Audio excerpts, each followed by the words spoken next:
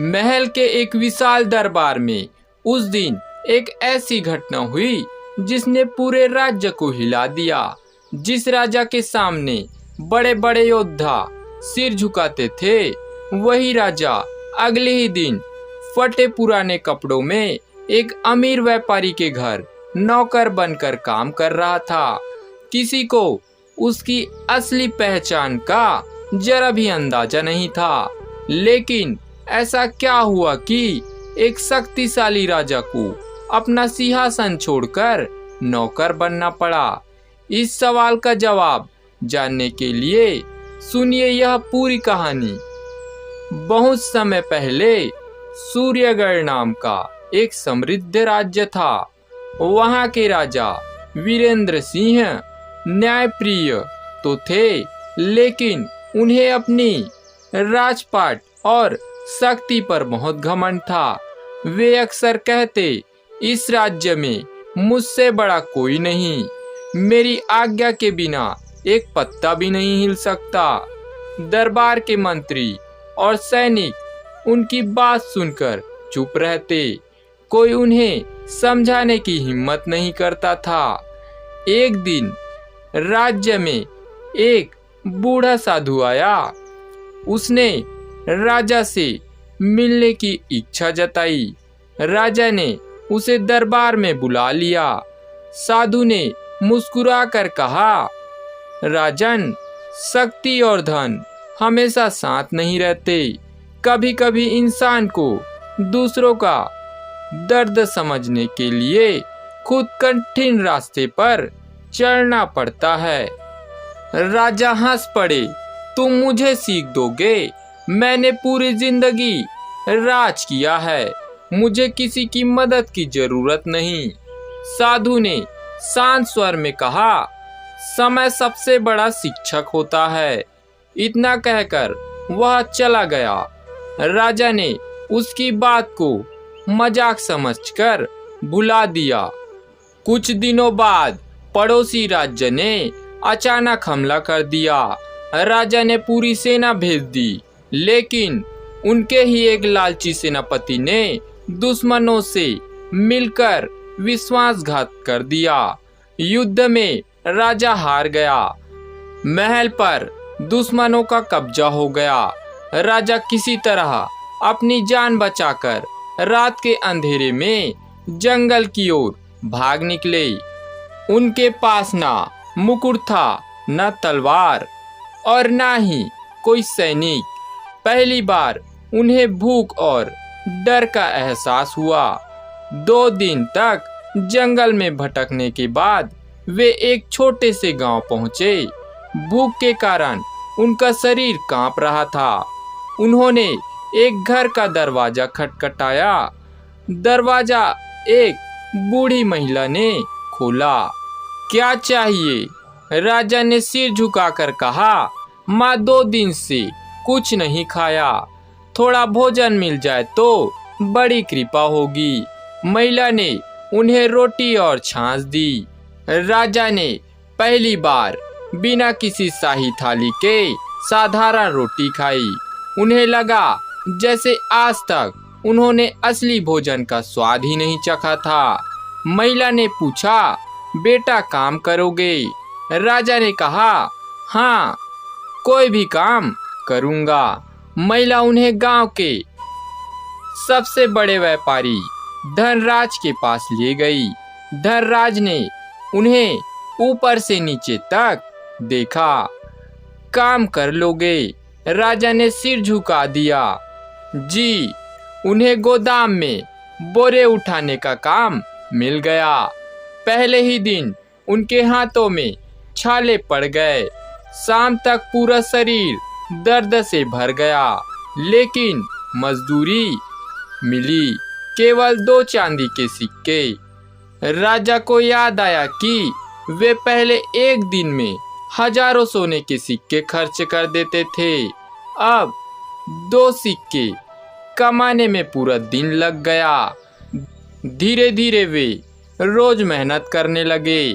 एक दिन उन्होंने देखा कि व्यापारी का पुराना नौकर बीमार होने के बावजूद काम कर रहा था। राजा ने पूछा, आराम क्यों नहीं कर लेते? नौकर बोला, अगर आज काम नहीं किया तो बच्चों को खाना नहीं मिलेगा। यह सुनकर राजा की आंखें भर आई। उन्हें पहली बार समझ आया कि गरीबों की जिंदगी कितनी कठिन होती है।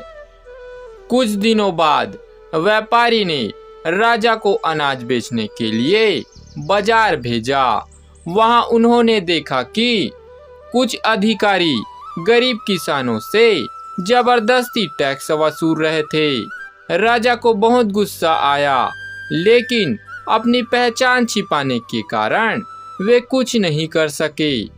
उस रात उन्होंने सोचा, शायद मेरे ही राज्य में भी ऐसा होता होगा और मुझे कभी पता ही नहीं चला। धीरे धीरे उनका घमंड टूटने लगा। वे हर मजदूर की मदद करते। कोई भारी बोरा उठाता तो राजा भी साथ लग जाते। कोई भूखा होता तो अपनी रोटी बांट देते। पूरा गांव उन्हें ईमानदार और मेहनती नौकर मानने लगा। एक दिन व्यापारी धनराज ने कहा, मैंने बहुत नौकर देखे हैं, लेकिन तुम्हारे जैसा मेहनती और सच्चा इंसान नहीं देखा। राजा मुस्कुरा दिए।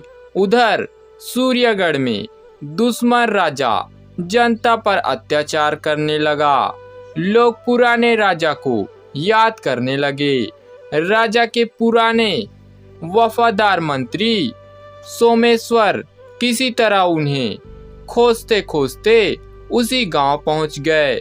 उन्होंने राजा को बोरे उठाते देखा तो उनकी आंखों में आंसू आ गए। महाराज, राजा ने तुरंत उन्हें चुप रहने का इशारा किया। रात में दोनों मिले। मंत्री बोले, प्रजा आज भी आपको चाहती है, हमें वापस चलना चाहिए। राजा ने कहा, पहले मैं केवल सिंहासन का राजा था, अब मैं लोगों का दर्द समझ चुका हूँ। अब लौटूंगा तो एक अच्छा राजा बनकर। कुछ दिनों बाद मंत्री ने वफादार सैनिकों को इकट्ठा किया। गांव वालों ने भी राजा का साथ दिया। व्यापारी धनराज ने अपने धन से सेना की मदद की। राजा ने सबको सच बता दिया। गांव वाले हैरान रह गई। जिसे वे साधारण नौकर समझते थे, वह उनका असली राजा था। युद्ध की तैयारी शुरू हुई। इस बार राजा ने सैनिकों के साथ खुद भी सामान्य सैनिक की तरह भोजन किया। उन्होंने कहा, जो तकलीफ सैनिक झेलता है वही राजा को भी समझना चाहिए। कुछ ही दिनों में युद्ध शुरू हो गया। राजा ने बहादुरी से लड़ाई लड़ी। जनता भी उनके साथ खड़ी हो गई। विश्वासघाती सेनापति पकड़ा गया। दुश्मन राजा हार गया। सूर्यगढ़ फिर आजाद हो गया। राजा वीरेंद्र सिंह दोबारा सिंहासन पर बैठे, लेकिन इस बार वे पहले जैसे नहीं थे। उन्होंने सबसे पहले गरीबों पर लगने वाले बेकार कर खत्म किए, मजदूरों की मजदूरी बढ़ाई, किसानों के लिए नई योजना शुरू की। हर महीने वे बिना पहचान बताए गांवों में जाते और लोगों की परेशानियां सुनते। एक दिन वही बूढ़ा साधु फिर दरबार में आया। राजा तुरंत सिंहासन से उतरकर उनके चरणों में झुक गए। साधु मुस्कुराए, राजन, अब तुम्हें समझ आ गया कि सबसे बड़ा कौन होता है। राजा ने विनम्र होकर कहा, सबसे बड़ा वह नहीं जो सिंहासन पर बैठता है, बल्कि वह है जो दूसरों का दर्द समझता है। मैंने नौकर बनकर इंसानियत का असली अर्थ सीखा है। साधु ने आशीर्वाद दिया। अब तुम्हारा राज्य हमेशा खुशहाल रहेगा। उस दिन के बाद राजा ने कभी घमंड नहीं किया। वे हर व्यक्ति का सम्मान करते, चाहे वह किसान हो, मजदूर हो या कोई नौकर। धीरे धीरे सूर्यगढ़ पूरे देश में न्याय और दया के लिए प्रसिद्ध हो गया। लोग कहा करते थे, जिस राजा ने नौकर बनकर जीवन देखा हो वह कभी अपनी प्रजा के साथ अन्याय नहीं कर सकता। शिक्षा अहंकार इंसान को अंधा बना देता है, लेकिन कठिन परिस्थितियां उसे सच्चाई का रास्ता दिखाती है। जो दूसरों का दर्द समझता है वही सच्चा नेता और महान इंसान बनता है।